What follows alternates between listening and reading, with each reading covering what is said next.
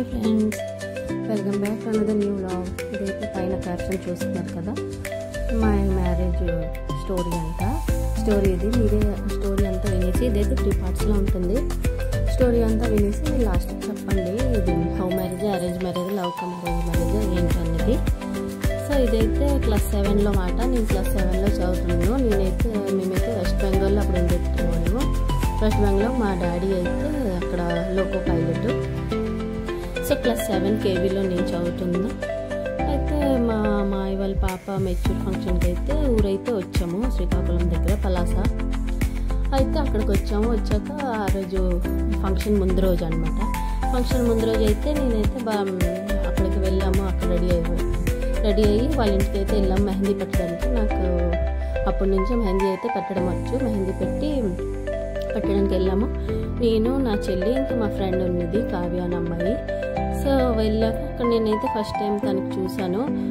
అక్కడ రాస్తుంటారు కదా ఈడులు రాసిన వాళ్ళు, అక్కడైతే తను ఈడులు అయితే రాస్తుండ్రు. నేనైతే ఫస్ట్ అన్నీ అన్నాము, కానీ అక్కడ ఎవరో చెప్పారు బాగా అవుతారని. బాగా అవుతారంటే ఆ ఫీలింగే వేరేగా ఉంటుంది కదా, బాగా మాట్లాడతారని. సో అలాగైతే పరిచయం అయితే జరిగింది. సో నేనైతే ఎక్కువ మాట్లాడేదాన్ని కాదు, మా ఫ్రెండ్ ఉండేది కదా కావ్య, తనే ఎక్కువ మాట్లాడేది తనతోని. సో నేను ఫస్ట్ అయితే అనుకున్నాను తనకి కావ్య అంటే ఇష్టము. సో వాళ్ళు ఎక్కువ బాండింగ్గా ఉండేవాళ్ళు, బాగా మాట్లాడేవాళ్ళు, అంతా ఆడేసేవాళ్ళు. సో అప్పుడైతే కెమెరా మొబైల్ అంటే చాలా అంటే అది కొత్తలో అదే వచ్చింది కదా. సో తన దగ్గర అయితే మొబైల్ ఉండేది, అబ్బాయి దగ్గర అంటే మా హస్బెండ్ దగ్గర మొబైల్ అయితే ఉండేది. అదేమో నోకియా స్లైడింగ్ ఉండేది కదా, నోకియా మొబైల్ వైట్ కలర్గా ఉంటుంది కదా స్లైడింగ్ మొబైల్.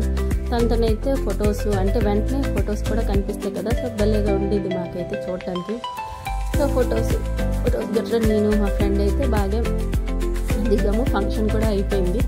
ఫంక్షన్ అయిపోయాక నెక్స్ట్ మేమైతే వెస్ట్ బెంగాల్ వచ్చాము. తనైతే అక్కడ ఉండేవాళ్ళు అక్కడికి వెళ్ళిపోయారు. ఆ తర్వాత నెక్స్ట్ మేమైతే మళ్ళీ మా కజిన్ మ్యారేజ్కి అయితే వచ్చాము. అక్కడ కలిసాము. అక్కడ కూడా తనతో కావ్యతోనే ఎక్కువ మాట్లాడుతుండ్రు మా ఫ్రెండ్తోని. సో కలిసి 2-3 డేస్ అలాగే ఊర్లో ఉందాము. తనది వేరే ఊరు, నాకు అప్పుడు తెలియదు ఏ ఊరు అనేది. సో అలాగా చేసి మళ్ళీ అయితే వెళ్ళిపోయాము. అప్పుడేమో తనేమో ఒక ఫోన్ నెంబర్ అయితే ఇచ్చారు. నా దగ్గర అయితే ఫోన్ ఉండేది కాదు కదా అప్పుడు, ల్యాండ్లైన్లోని. సో వెస్ట్ బెంగాల్ వచ్చాక మా ఫ్రెండ్ ఆఫ్రీన్ అనే అమ్మాయి ఉండేది, ముస్లిం అమ్మాయి. తన దగ్గర అయితే మొబైల్ ఉండేది. తను మాట్లాడేవాడు. ఫోన్ కూడా ఇంటికి తీసుకొచ్చేవాళ్ళం కాదు. ట్యూషన్కి వెళ్తాం కదా, ట్యూషన్కి వెళ్ళేటప్పుడు మాట్లాడేవారు.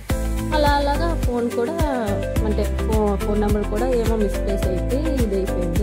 అంటే నా ఫ్రెండ్ ఫోను ఎవరో దొంగలాడేశారు. సో ఫోన్ నెంబర్ కూడా మిస్ప్లేస్ అయిపోయింది.